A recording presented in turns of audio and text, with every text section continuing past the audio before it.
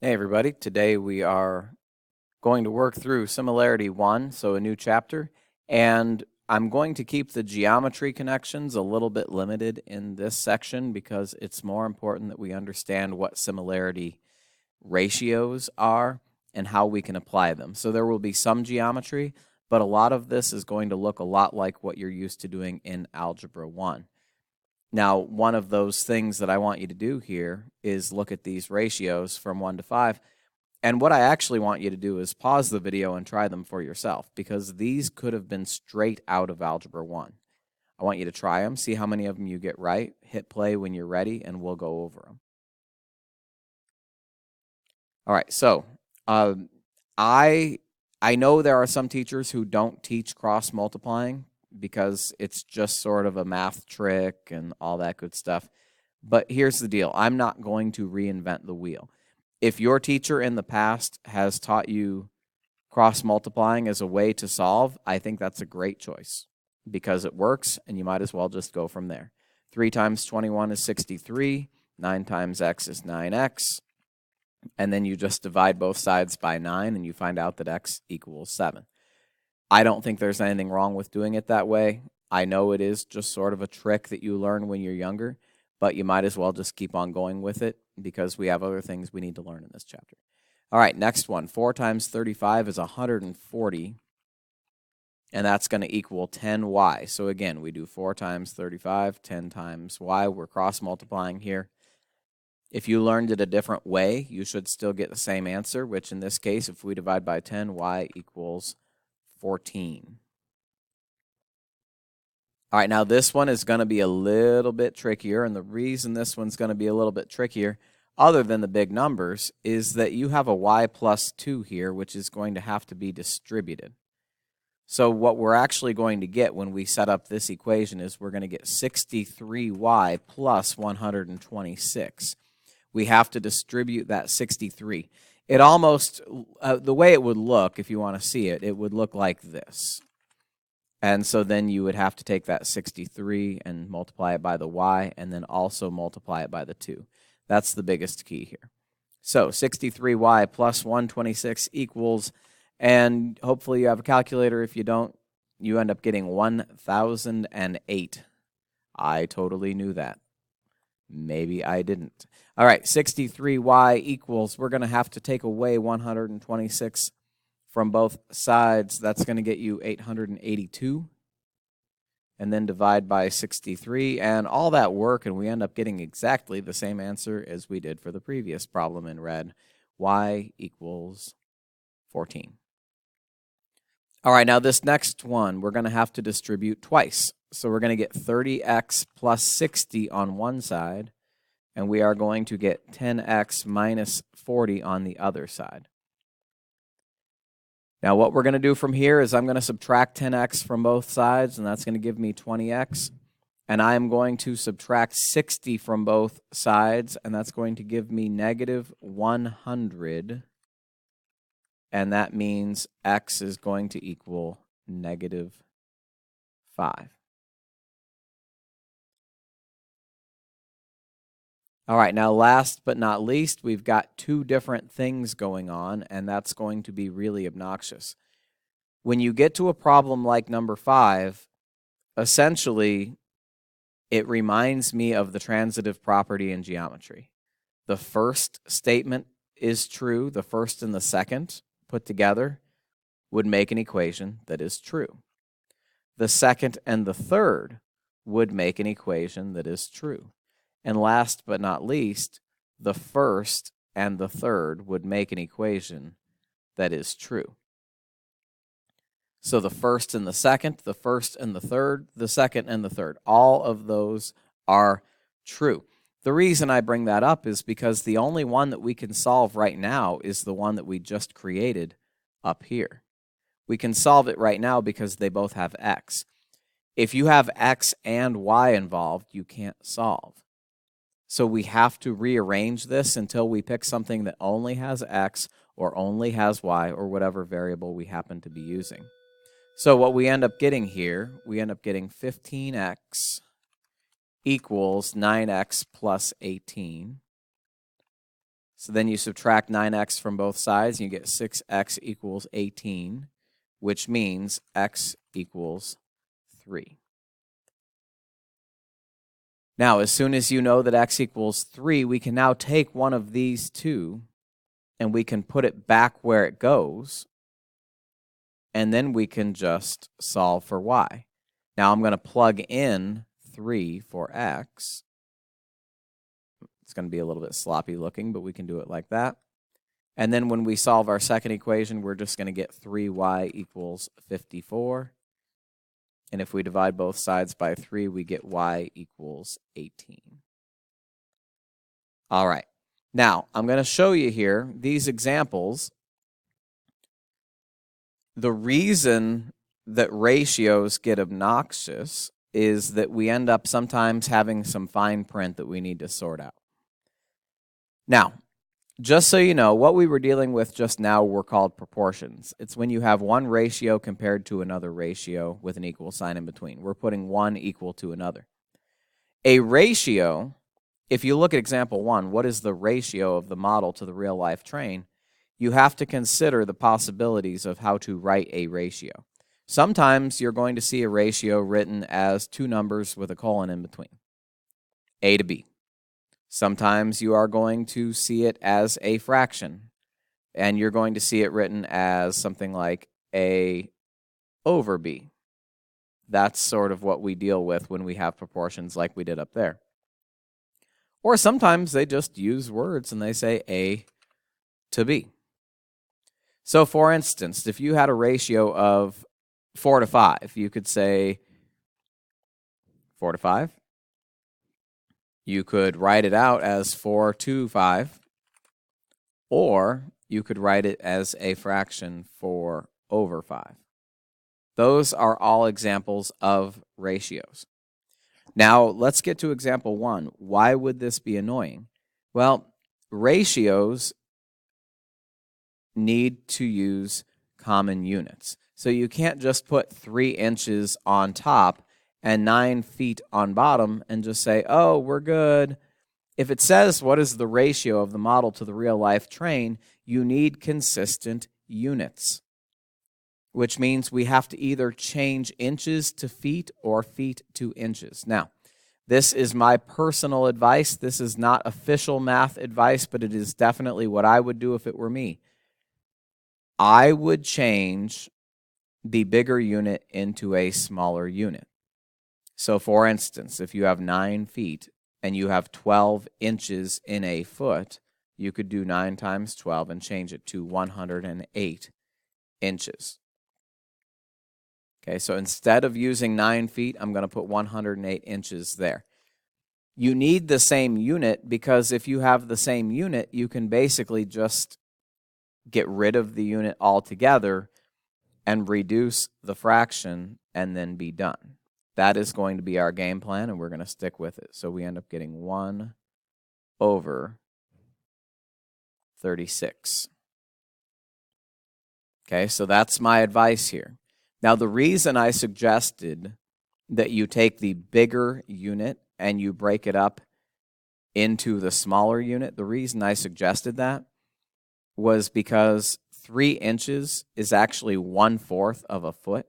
So you would actually have a fraction inside another fraction, which would be pretty ugly. All right, 2 angles of a parallelogram have a ratio of 4 to 5. What are the 4 angles of the parallelogram? So now we're going to throw a little bit of geometry in here. Now, if I just put 4 and 5 right there, that wouldn't really make any sense whatsoever. This is obviously not 4 degrees. This is obviously not 5 degrees, so that didn't really work very well. So, in order to preserve the ratio and make sure that they stay in the ratio of 4 to 5, I'm going to put x's here and here, so that no matter what x is, the ratio will still be 4 to 5.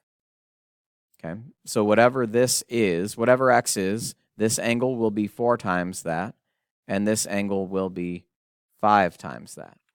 Now, the question was asking what are the 4 angles of the parallelogram? Well, opposite angles are congruent. We know that. So I could just do this. And now I could just solve. 4x plus 5x plus 5x plus 4x is 18x. And we know that all four angles have to add up to 360. So now we could just really divide and get x equals 20. Now, in order to answer the question, we need to actually plug that back in. 4 times 20 is 80. It said, what are the four angles of the parallelogram? So that would be 80. 5 times 20 is 100. And then there will be another 80 and another 100. So it said, what are the four angles? That's what we're going to use. So get used to the idea of attaching an x to that. It's going to be your best bet for solving. Okay, you can pause if you need a little more time to jot that down. All right, two sides of a rectangle have a ratio of 7 to 4, and the perimeter is 132. So once again, we're going to use that same logic.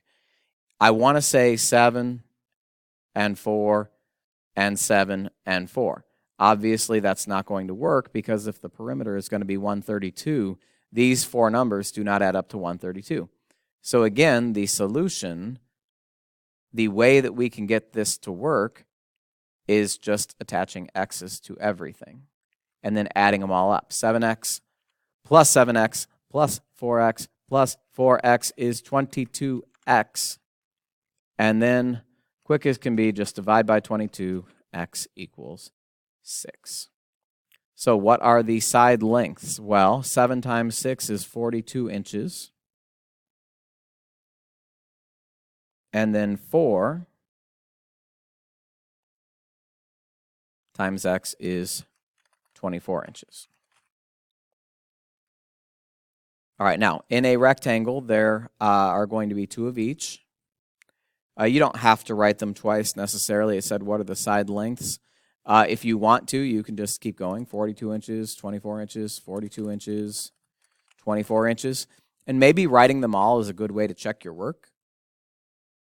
Do these add up to 132? Spoiler alert, yes, they do.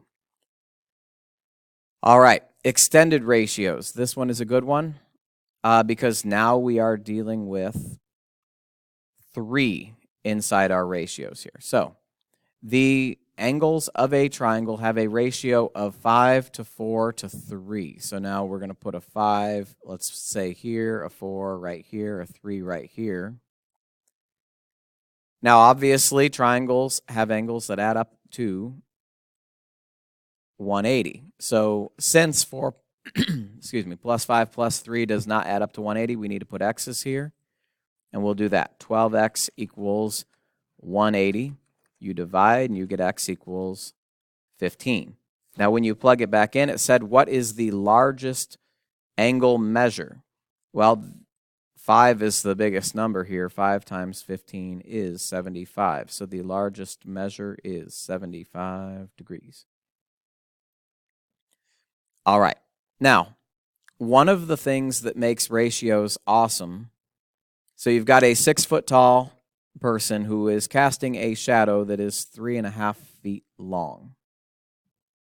Okay, so there's a 6-foot-tall person, and the shadow is 3.5 feet long. He is standing next to a building that is casting a shadow with a length of 28 feet. How tall is the building? So let me explain why I wrote that ratios are awesome. We have to solve this using a proportion. Now, I don't know how tall the building is, so I'm just going to call that x. Some people set it up like this. So 6 over 3.5 equals x over 28. That's a great way to set it up. Now then some people are like, well, I set it up like this. 6 over x equals 3.5 over 28. Or then some people might throw it in a reverse order and they're going to say 3.5. They're going to put the shadow first. Over 6 equals 28 over x. The reason ratios are awesome is because all of these will cross multiply to give you exactly the same answer. There's nothing wrong with any of these options. Just pick one and go with it. If we were to solve the first one right here, we would cross multiply and we would get 168x, or 168 equals 3.5x. And then we would just divide both sides by 3.5. So what makes it awesome here is that you really can't lose. You pretty much have a whole bunch of options, and they're almost all going to be right. So it turns out x is going to equal 168 divided by 3.5, which I can't really do in my head, but I guess I'm going to have to try. We're going to get x equals 48. Now, in this case, we've got to make sure we do our units correctly. It said it was in feet, so we're going to have to say our answer is 48 feet. All right. Now, we have one property. It's a book property. It's not the most exciting thing in the world, but we're going to write it down anyway. And it says that if A over B equals C over D,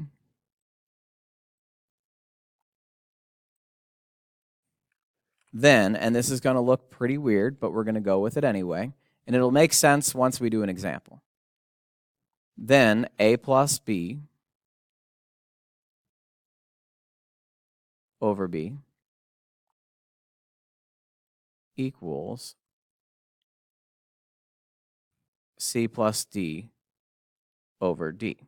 Now, the reason I bring that up is because here, if x over y equals 5 over 6, what is x plus y over y? Well, our rule says that we can just take the bottom number and add it. So we could just say 5 over 6. If we wanted to write it like this,